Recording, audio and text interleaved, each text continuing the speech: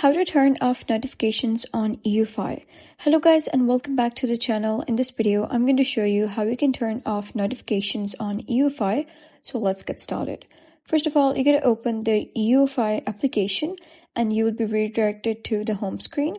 So what you're going to do is click on these three horizontal lines at the top left, and then you'll be able to see a couple of options. So you're going to click on settings at the bottom.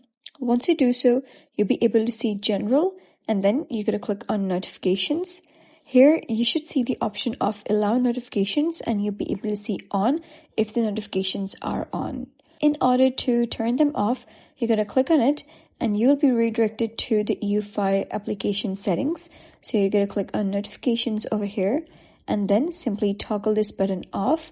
And now you can see that the notifications are not allowed anymore. And that is how you can turn off notifications on Eufy. So if you found this guide helpful, give it a thumbs up and don't forget to subscribe for more helpful tutorials. I'll see you in the next video.